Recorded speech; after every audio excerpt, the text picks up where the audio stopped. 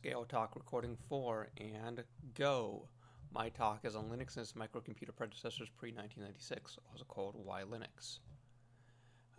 I really value accuracy, so if you find any mistakes, you can go correct me here. I promise to leave this URL up until at least 2034.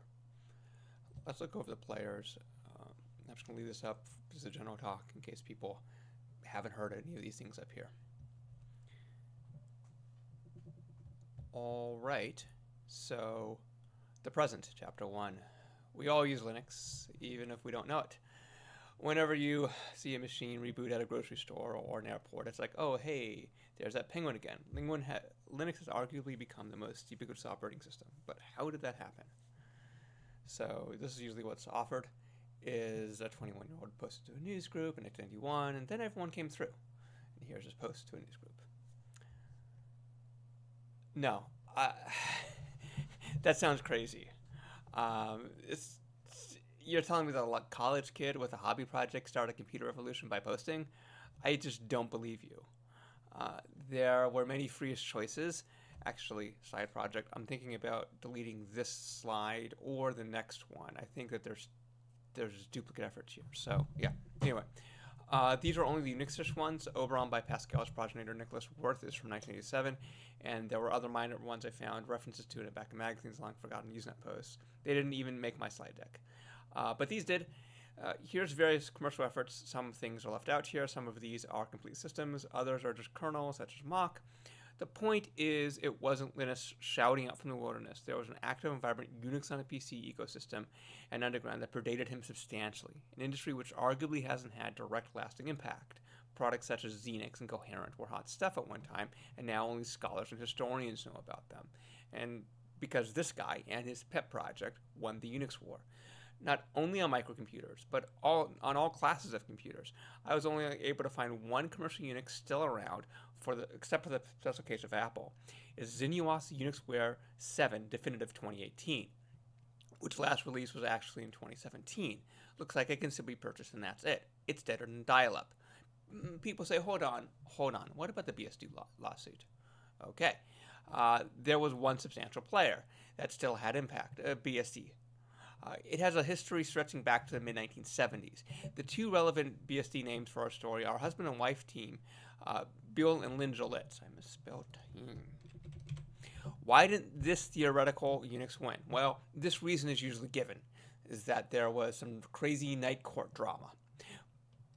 But I'm not persuaded, because was Linux held up by SCO's 5 lawsuits over 13 years? It doesn't add up.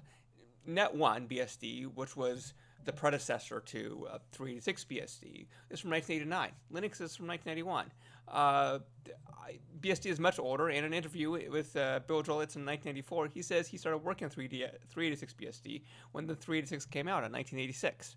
If we took this at face value, that there was a 2-year hold in BSD, then we should go over to, say, Usenet and see a fair amount of silence during the lawsuit period. But in fact, we don't. This is just a small snapshot of activity. It was lively and vibrant. Some of the authors had political statements in their SIGs against lawsuits, but there's no evidence of a chilling effect. I should say, it was lively and vibrant. This is only over the course of 2 days. You know, what I want to do is I want to make it so that I only say what's on the script, or 95% of my words are. Because otherwise, I just want to make it high quality. Anyway, the highlighter post here is an update on the lawsuit amidst a bunch of articles talking about progress and bugs. I mapped out the velocity of 386 BSD Usenet articles and tried to see if there was any noticeable decrease or change in the velocity of activity correlated with the court case activities. And although I'm not a data scientist by any means, the two looked completely unrelated. Lastly, there's a number of articles across Usenet with titles like Linux for 386 BSD, where people list out comparisons on which one they should choose. Although many include minutiae such as specific hardware and protocols, none had a reference to the lawsuit as a reason to choose. So I have to be forced to reject this hypothesis. It is often given, but there's no contemporaneous material evidence to support it. No contemporaneous evidence to support it. That's it. If you want to tell me how wrong I am, go to the URL and tear me up. I just want things to be accurate. Regardless, Linux has become at least an order of magnitude more prevalent than BSD. Why is that? The first theory here is a 19th century approach to history called the Great Man Theory, and the second is a latter 20th century approach called history from below, or often social history. And it's way more difficult.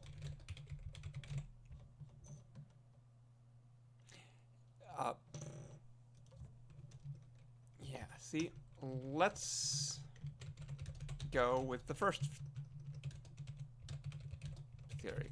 Personally, this isn't a useful framework unless you got a bad habit of sulking about things you consider flops. It says some great and glorious thing happened, but you can't do it because you don't have the right genes or whatever. I guess this is okay if you aren't ambitious or passionate, but if you took the effort to listen to me, I have to presume you care about something out there. So, no superheroes required.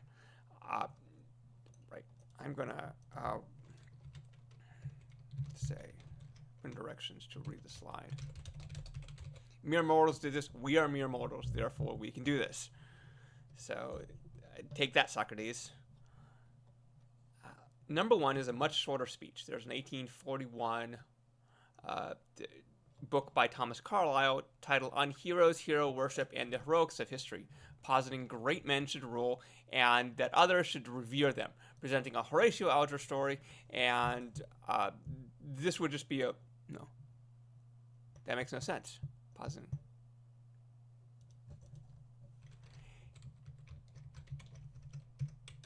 If I took that path, this would just be a fawning biopic. However, we have a much harder task ahead of us. It's good, I'm doing grammar stuff. Now, deposits. Oh yeah. We actually need to have some defendable hypotheses.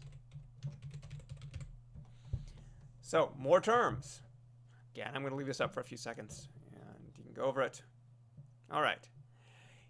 If the center will not hold, things fall apart, a mere anarchy is loosed upon the world, we might as well make it productive and get a nice operating system out of it.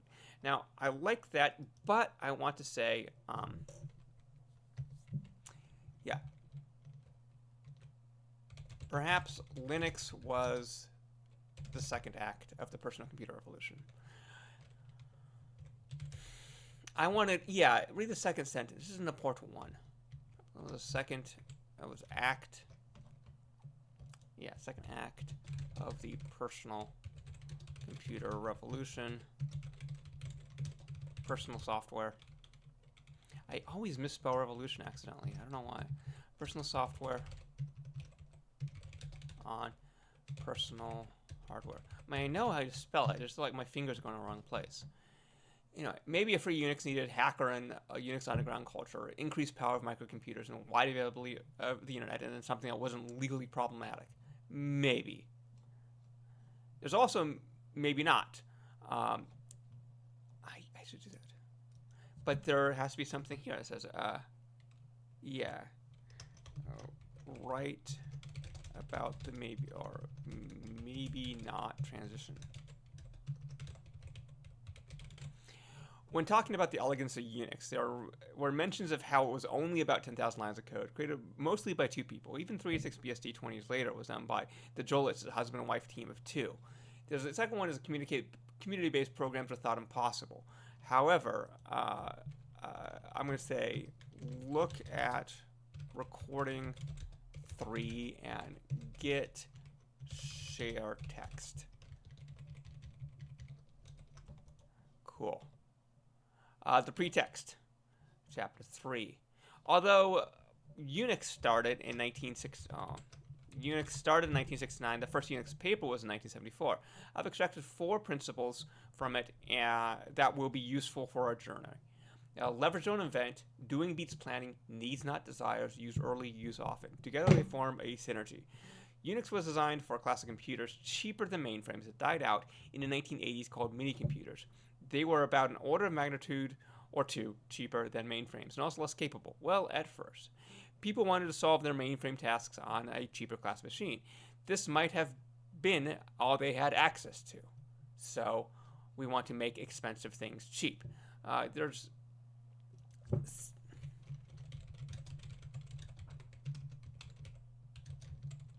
something called Bell's Law from 1972. Roughly every decade.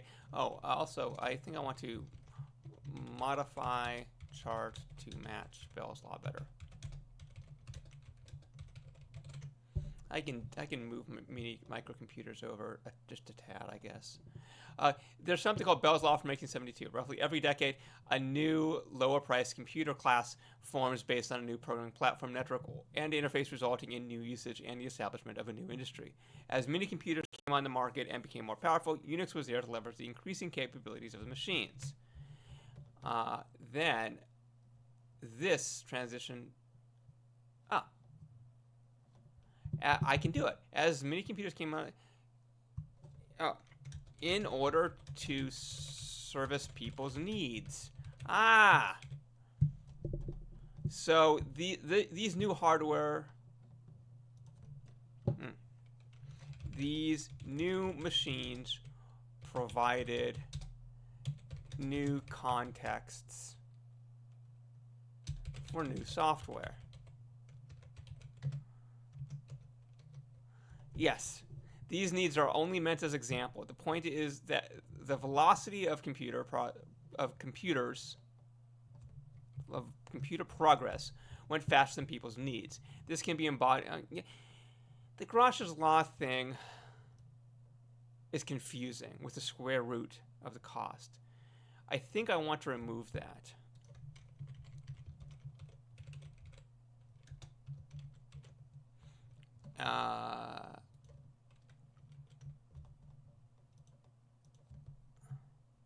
No, it's needed because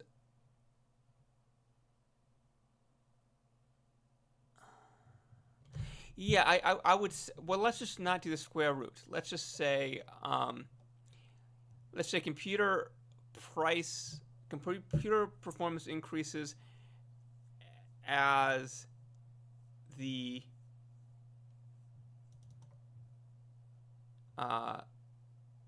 it's not really the square root of the cost. That's actually wrong. As a square of the cost. Yeah. No, just take out the word square root, and our life is easier. I'm curious whether that's a Wikipedia error. Gauss's law. Let me see. Giving added economy only as a square root of the increase in speed. That is, if you do a calculation 10 times as cheaply, you must do it 100 times as fast. That is, to do a calculation 10 times as cheaply. Yeah, okay. Computer performance increases as the square of the cost. Yeah, okay. Okay, so that was a mistake on my part. Yeah, the square root thing is just a mistake. It's actually square. All right, when combined with the more common Moore's law of the 80s and 90s, that transistors per chip doubles every 18 months, we can see how the industry would eventually eat itself through and won't take a long digestion. However, when new things come in, they come unpolished. And like early explorers, the people who get there early don't have it easy. Now, I wonder why Google loves to change font sizes on me all over the place. It's just ridiculous. What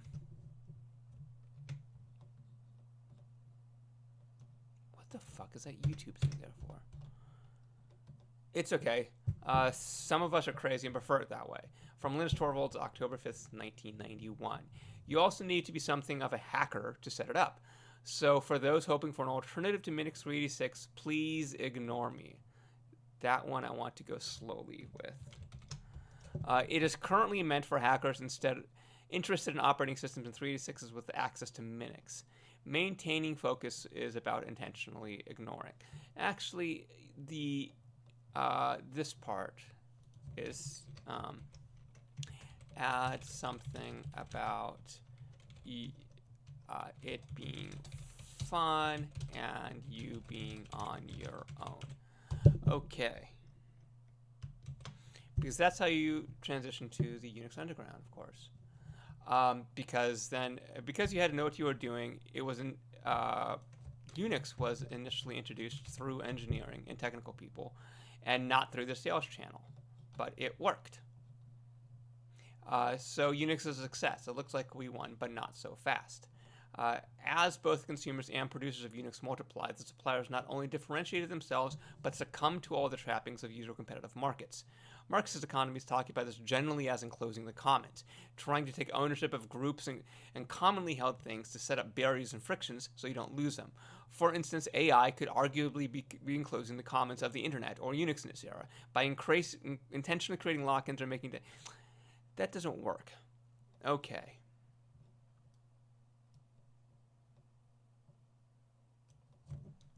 Just do that one. So, trying to take ownership of groups and commonly held things and set up barriers and frictions so you don't lose them by intentionally creating lock-ins and making data portability more difficult. Done. Not only did Unix own the microcomputer market, but it infected everything from workstations to mainframes. Unisys, one of the mainframe makers, had an article in September 1987 issue of Computer World, in a September. I don't have to do September 7th. It doesn't have to be that exact. Predicting a tripling in Unix sales over a single year. The problem with all this analysis goes back to that chart with various blobs around computer classes. The threat is almost always coming from below. In this case, it was Microsoft and microcomputers, and not, say, Nixdorf Cynix on an NS32000 versus Clix on an Intergraph Interpro, because microcomputers met IBM. In 1985, Microsoft argued that Xenix would be a multi-user version of DOS and Bomber. In 1987, said that they didn't see competing with their plans for OS2, which at the time was seen as a successor to 1.0. I know things changed. In 1985, in fact, Microsoft was quoted as saying there were over 100,000 Xenix installs. At the time, it required 12 360K floppies to install, which was seen as bonkers. I'm just going to say bonkers. That is fun. Putting this in perspective, in case you're not old, a 32 gigabyte of $5 micro SD card is about 93,000 floppies, 190 meters stacked end to end. That's like a 2.5 minute walk. All that storage now in the size of your thumbnail and costs, costs as much as a taco on the west side. Software distribution used to suck. Speaking of Microsoft, that punch tape is how they distributed BASIC for the Altair 1970s. Paul Allen made a loader as he flew to MITS to demo it by using a hole puncher on the punch taped on the plane. Really, he had no idea if any of it was going to work, since even their BASIC had been written on an emulator he and Bill made by reading some manuals. It took about 20 minutes to load the tape when he got there, and of course it wasn't stored on disk because the computer didn't have one. Just keep the computer on, I guess, if you want to use the software. Software distribution used to suck. I want to also talk about the type-in program. Talk about the type-in program. Especially about the burden of the user. There's this dynamic of burdening the consumer and the producer. And some things are more consumer burdened and some things are more producer burdened. So yeah. And this is where we talk about that. That is perfect. You could only use software you had access to, and for many people that meant retail and mail order channels. You could also copy a floppy from a friend as well. The last two methods had consumer overhead. For dial-up, you usually had to pay an expensive phone bill, and for internet, you probably didn't have access to it. This means most people are only exposed to top 3 groups, and thus it was difficult for smaller developers, and especially non-commercial ones, to get software to their masses.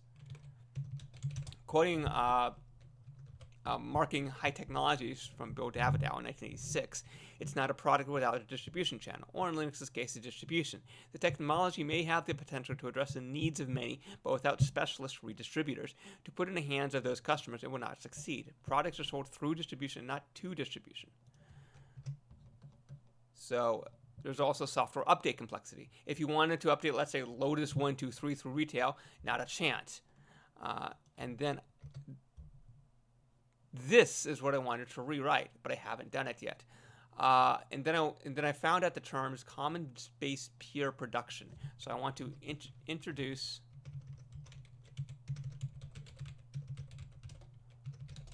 commons-based peer production, and then that's okay. I can do that. I think that let's just do it for timing purposes. No, I've already fucked up my timing. Let's just go to the next one. Software optimization. This is what I called the public domain slide, actually. So, it turns out Stallman has a Rooseveltian list of four software freedoms to define free software. But for our purposes, we're going to talk about horizontal link software development, because it's not just license, it's organization plus license. We're worried about how easy it is for modifications to become integrated and in the same distribution channels, and others to become a distributor or to share. So you need not only a decent legal structure, but a software organizational structure that affords this, and an open shop that permits anybody to come in. Eric Raymond touched on this in his seminal work, The Cathedral and the Bazaar, which we have up here. In the Cathedral mode, in which software source code is available with each software release, but code developed between releases is restricted and exclusive to a group of software, GNU, Emacs, and GCC are, the Cathedral mode, in which there is the Cathedral mode, in which but then I also have to touch upon copyleft, GPL, BSD, and public domain, and say I'm not a lawyer. So let me just try to riff on that one. So public domain was a problem because if you put something else public domain, then somebody could... No, in fact, I'll just write this later. Fuck it. This is just wasting my time at that point. But this part right here, you could... I already went over that. In fact, let's just go off to Minix. Even if Minix didn't have these onerous roles, because of prohibitive logistics around software distributions, updates, especially consumer-initiated, were fairly inconceivable. So we're going to go over this thing. They are not public domain. We just talked about that, how publishers not object to people making a limited number of copies. That's SneakerNet for your friends. If you want to sell it, you need permission. That goes back to the other thing. In the book, you'll find a postcard that you can use to order the software. That's mail order. I don't want to spend the next 5 years, and he's talking about the producer labor. If I talk about producer versus consumer labor, then that would get in there.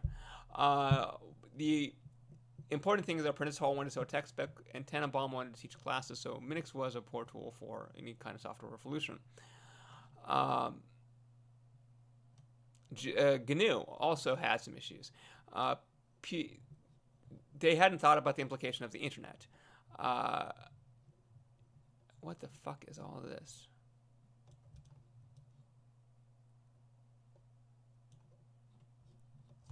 All right.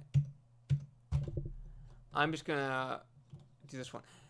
So I found another sort of, this has to be done. So GNU issues needs to be written out. Okay, the politics, chapter 5. This is about the complexity of building software and not about electing people. You may have heard that commercial software began with Bill Gates' open letter to computer hobbyists in 1976, where he announced the SneakerNet distribution of Altair Basic because he didn't get paid for each of the copies. That's not really where commercial software began. Initially, software was in-house coupled with hardware contract-based, as you can see in this 1959 ad from Punch Data Card Processing. For a programmer from Punched Card Data Processing. The shrink-wrap version of retail commercial software in the 1980s began in 1968 when hardware vendors... That is true, but I want to actually get more details about that. Get more details about this. I don't think United States versus IBM, blah, blah, blah, blah, blah. I don't think I need to be snarky about that. We don't have to do that. I've seen a few references, but let's just pretend that's not it. Okay, so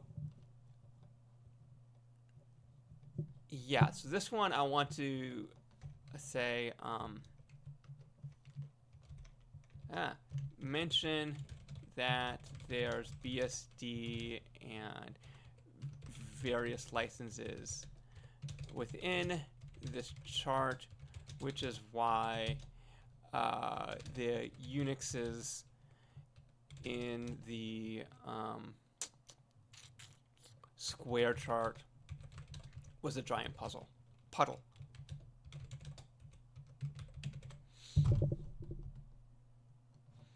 Okay. And then this one, all the conversation code before social media. So we can say compare this to Linux development, which doesn't have any of these unknowns. All right. Lastly, let's talk about the politics of building software. Beforehand, when we were talking about the 1974 Unix paper, we mentioned needs, not desires. So go over the known, agreed, demonstrable. Yeah, but it doesn't actually say anything. So I need to actually like write this.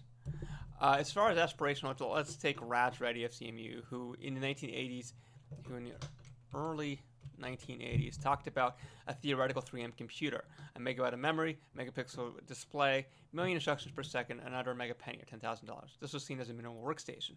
There is no detail for how to get there, and it took a few years. These days, a lousy smartphone hits those numbers, but 40 years, that's about 1,000 sprints using agile programming. The price is, which I have, and here's a price 2, makes no sense. There's an Oscar Wilde quote about the prices. So Oscar Wilde, price of everything, value of nothing. The prices. Yeah.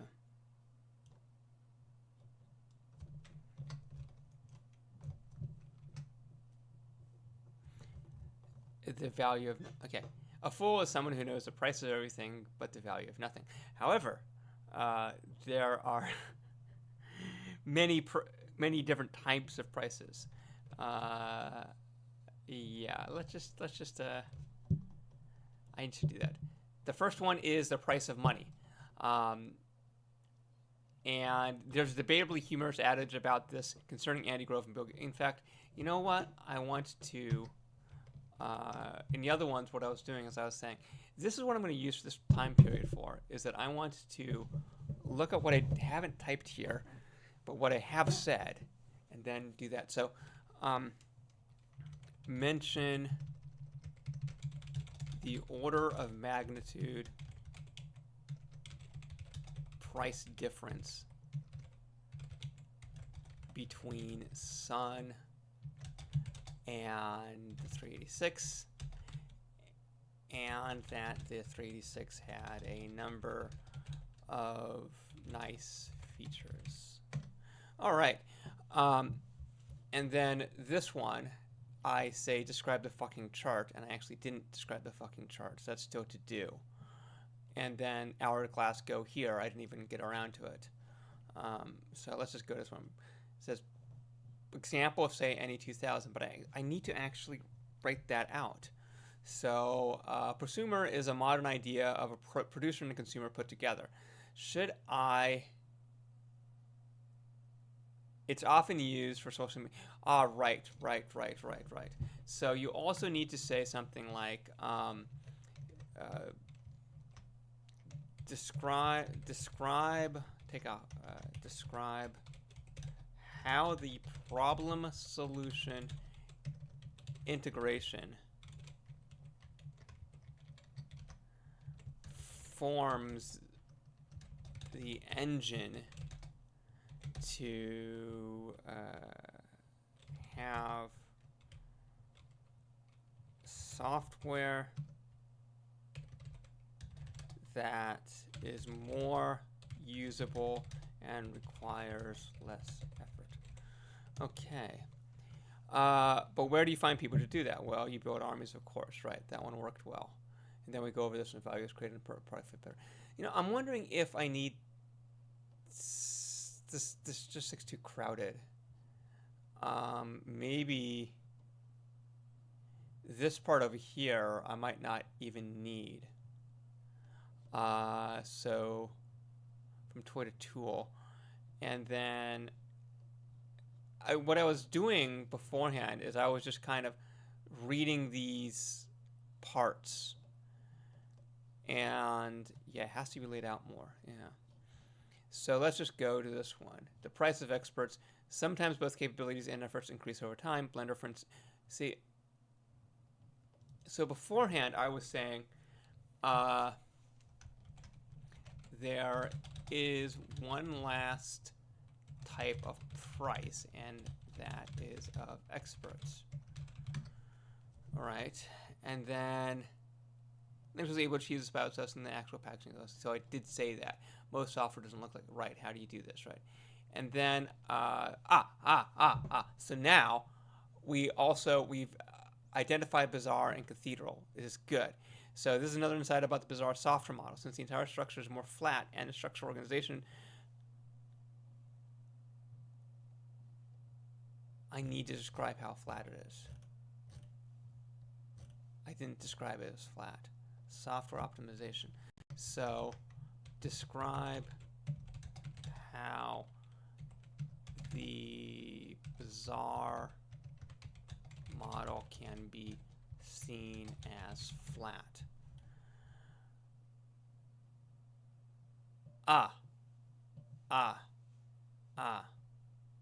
You can say, yeah, cathedrals are tall, but bazaars are flat. That's a good skip. I've kind of like lost the point here, but it's okay. Price of experts. There's one less type of price as of experts, more than we do. Right. Preserving social history. Oh yeah. So this is also new. Since the entire structure is more flat and the structural organizational barriers are more removed, as markets naturally subdivide and form, they can be quickly and readily addressed.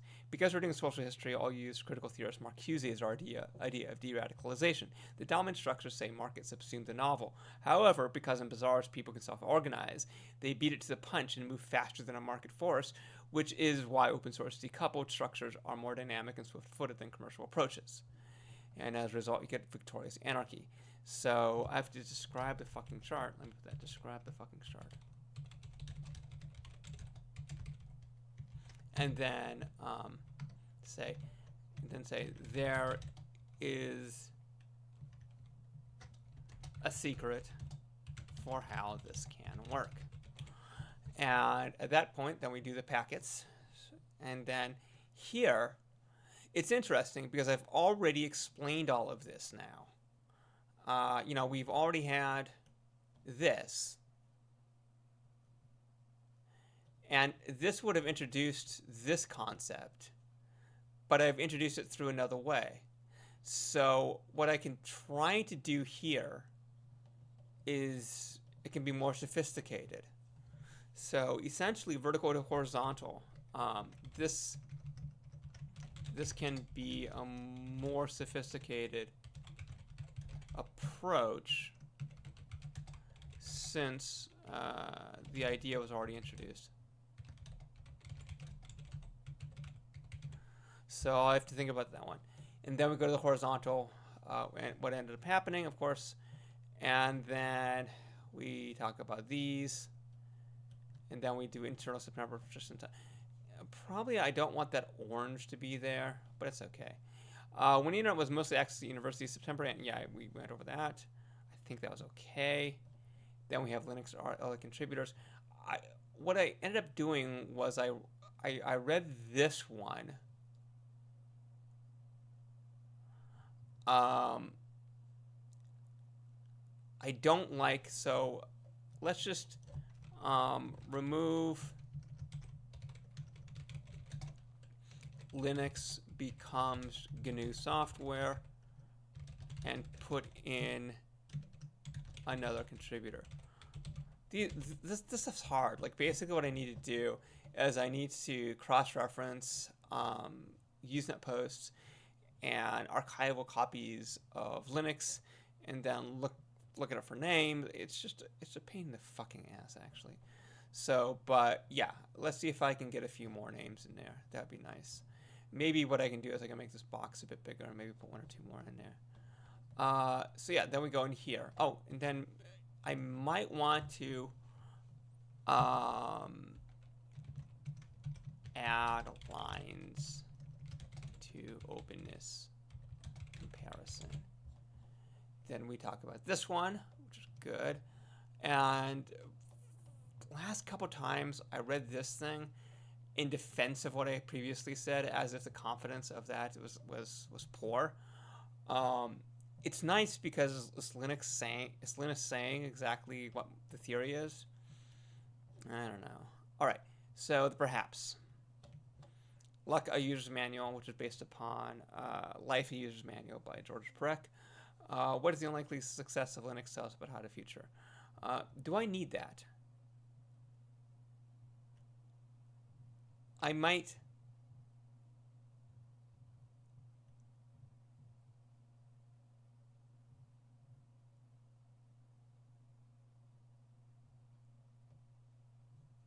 Maybe what I want to do.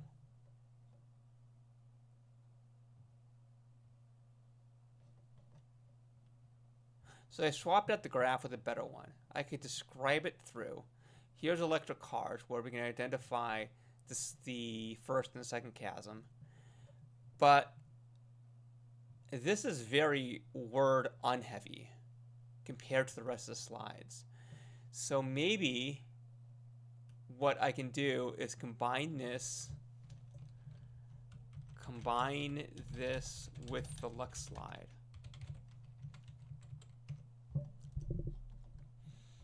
Right, passion can get exhausted, right? And then I have to yeah, write more of this thing. You know, and I'm also thinking this, which I spent a lot of time drawing. I don't think I need this one or this. Those are just hedging, right? So maybe remove these. This is it. I don't think it really adds to the underlying part of it. If anything, what I should do is maybe go over this as, because I'm just springing these new things on at that point, and that's kind of stupid. So maybe what I really need to do is something like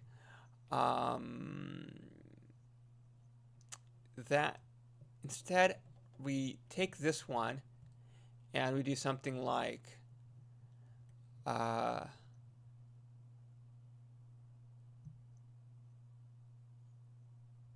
oh, we could do Brooks' third system.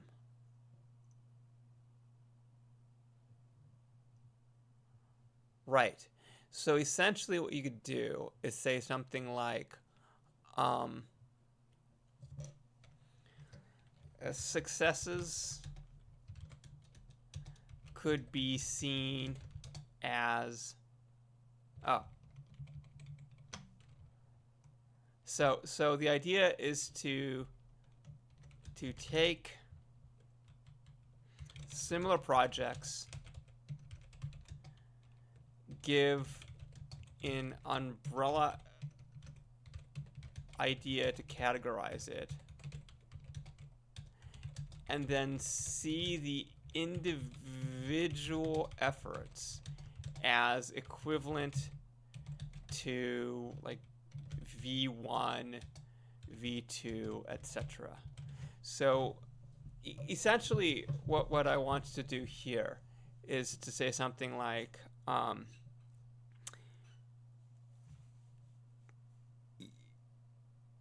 let's just say desktop computer, right?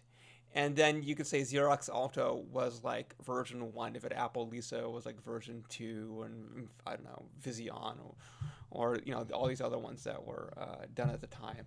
I think there's a few others that people just forget. A Perk.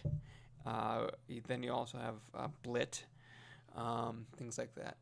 And yeah, and say that that is different subsequent versions of the overall concept because it operated, yeah, it's different versions of the overall concept because it permutes the core idea in the same, with the same elasticity as decent software evolution. Yeah, I think that's it. And so when I do that, then this one makes a lot of sense. Because if you do strong IP enforcement, strong vision diminishes the chance of success, you must let go of that which you love the most, because then these higher level concepts go through. But the problem is that this also needs to be so this concept needs to, this theme, if you will, needs to be introduced earlier and more forcefully, like a Chekhov's gun.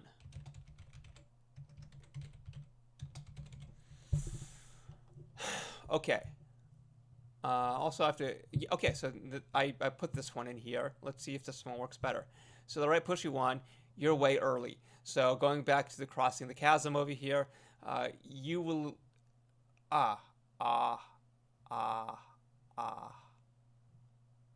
Put an arrow on there. That's nice. So modify the chart and put a stick figure that says you and point to the very beginning.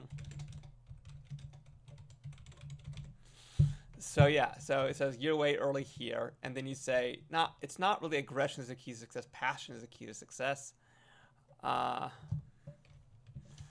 Change aggression to passion. Although aggression is really the right term here. Maybe there's another word there. One look, aggression. Now, I should not be doing this on video. Belligerence, provocation. What about passion? What about mania, rage? No, enthusiasm is there. That's just devotion. Devotion. That's it. That's a much better word. So we're gonna do devotion. Yeah. So it'll take years and will manifest differently than you thought. Love your ideas, but avoid the code. But here's the issue: is that devotion and codependency, that is in conflict fundamentally, if you know what I mean. So it's more like, I love it, maybe dedication, but it's not. See, all of these things, they're too much. I'm looking at the thesaurus. So in fact, oh fuck it, I'll just put it up here. So it's these ones. So I'm like you know, uh, it could be like uh, conviction. I don't know. I gotta think about it. Yeah, it definitely should change that, but devotion doesn't work with the codependency thing. Next steps, let's see if I have that one. Trace Guitar solve new machine, right? And then it's read slide. Say it is the Unix philosophy.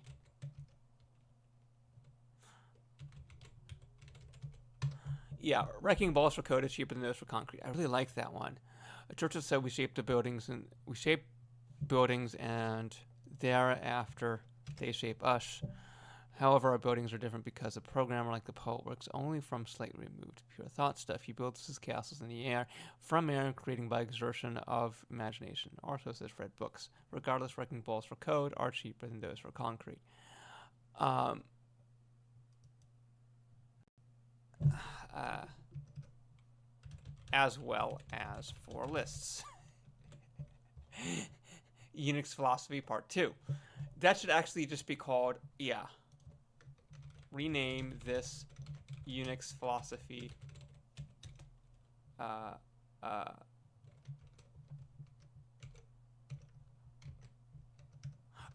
rename this alt.unix philosophy. I love it. Like you using that thing. We can go to mail. Right. And then we have to go over that. Describe the slide in terms of people, I guess. Yeah, sure. And then we do perhaps last. We said yesterday to get better tomorrow. The future starts to make. Probably. Maybe I want to change that.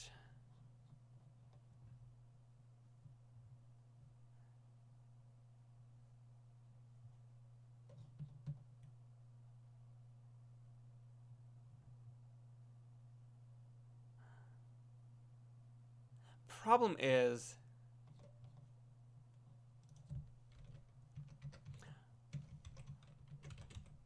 is this doesn't revisit anything in the initial, and that really makes like a real, it's not a nice button. It could be a better button. So yeah, I mean, I'm done, but it's weird because you'd think that like as time progresses, I'd actually have fewer questions, but it just opens up more. But I guess that's what this process release sort of is about, and documenting it is nice. I guess I'm just polluting my YouTube channel with a bunch of this crap. Anyway, I'll upload this as well. All right, bye.